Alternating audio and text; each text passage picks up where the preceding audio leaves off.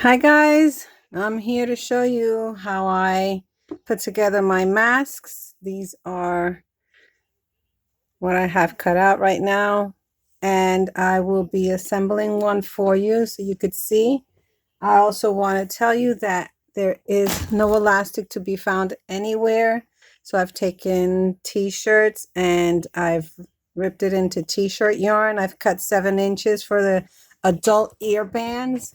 Now I'm going to show you how I assemble mine to make it quick and easy since I am doing so many. So I'm just doing a 1/4 inch seam allowance around the front of the mask. Then I come in and I'm going to start attaching the ear loops. Okay, 1/4 inch seam allowance. Now I'm going to be attaching the ear loops with a pin.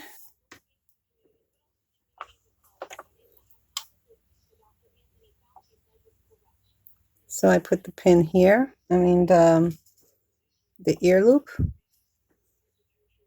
Then from the back side, I pin it down.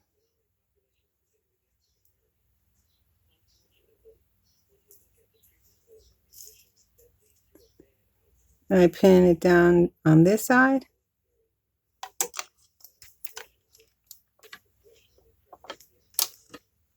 I take this side again, and I put the curled side up.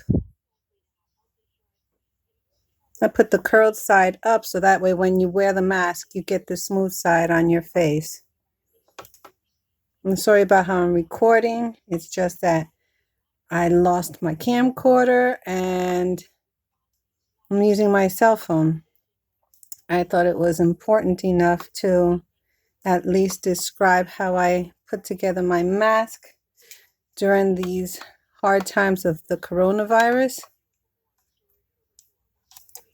Okay, so here you have, let me just grab this and show you. So here you have curled side up.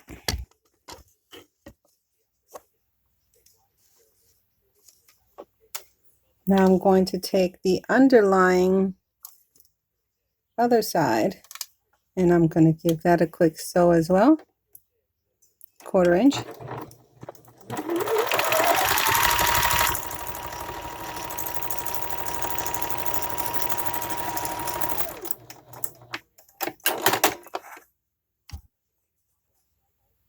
Now we'll open this up.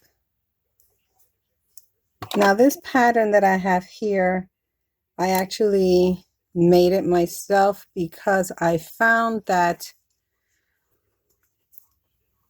the original one that I did make myself, it was pushing on my nose too much. So I don't know if you could tell, but I kind of took the pattern and I kind of curved it out some more here. And I did make it high enough here for the nose part and low enough here for the cheek part because I wear glasses and it was a little frustrating. And this is the best solution. And I do use 7 inches for the ear loops from my pattern. But I found that with other patterns that I have gotten online and printed out that you can use 7 inches as well. Okay, so I find that my mask, the difference that I've been doing is I do put the ear loops inside and I tuck them in on both sides. And I like to start on the right side, making sure that I don't catch any of the tie on the inside. I do come and start like an inch from the bottom over. And I'll show you how that works in a minute.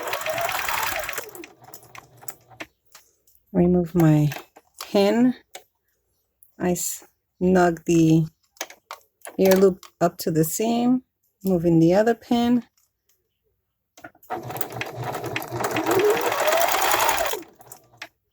I adjust my ear loop here, making sure it's straight and that I don't catch it. And I've done plenty of catching because this is, I've made like 100 right now, and I've had to adjust them as I go along. Again, I'm feeling under here, moving that over and finishing off the top side.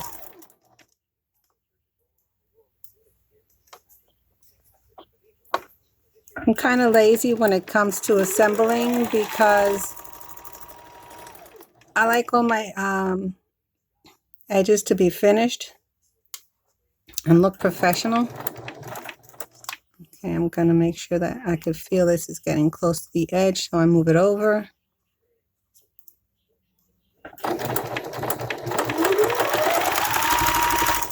So I like to have my edges all nice and tucked in and finished, so that way when you are washing these over and over, they're not falling apart.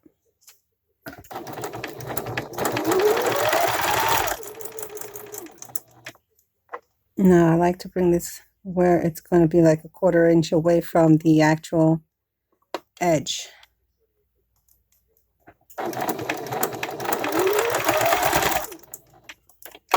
Now we're coming towards the end, and I'm pulling on the fabric inside, making sure that everything is nice and smooth. Doing 1/4 inch seam allowance.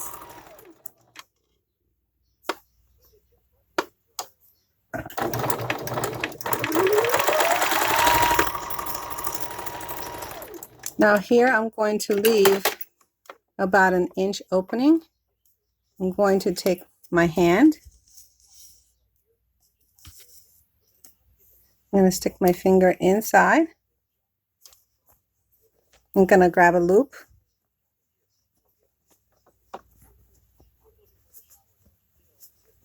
I got the loop. I'm going to pull the loop through, and I'm going to help ease the fabric as it's going through. Trying to see which way I can best put this so you could see without getting out of focus. Like I said, I'm pulling through.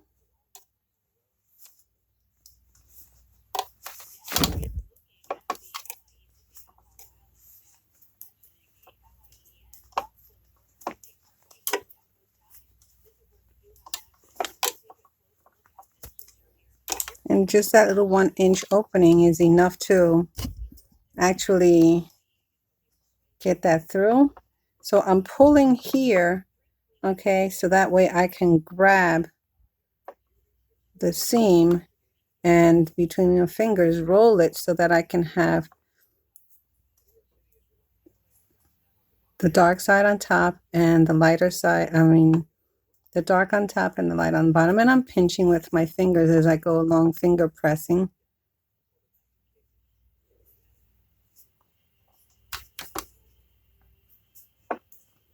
And I go along, and then here I pull a little bit, and then that seam that's open there, I just pull on it and finger press again.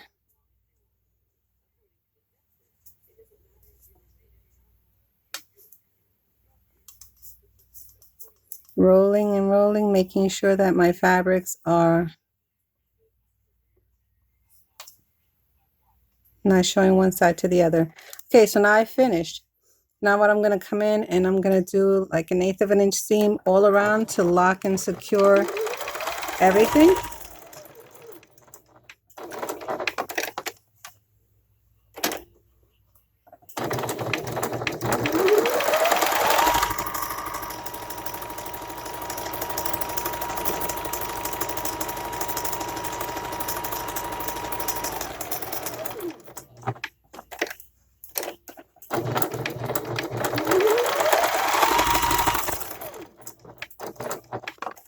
Now this is where we have our opening, so I'm going to make sure that I pull on that nice and tight and make sure that all my seams are perfectly tucked, and I will close that up.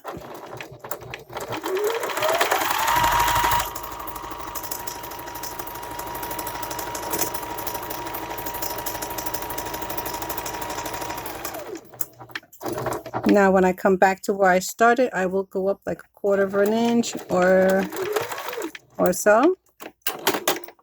And here's our mask all completed and done.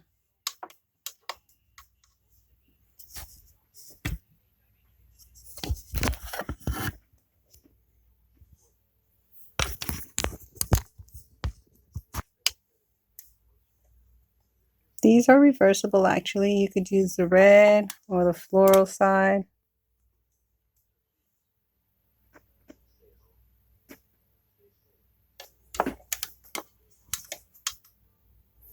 Now with what we're going through with the situation that we're going through, I do want to make mention that it is very hard to find elastic. So as I said before, I've been using t-shirt ties that I made. I did go at one point to the dollar store and I did find these headbands which measure 14 inches in circumference, which is perfect because I was taking them and dividing it like this and cutting it, removing the little rhinestones at the end so I wouldn't break my needle, and I was using it to attach to my masks. And then these were all sold out, so then I created yards and yards of bias tape.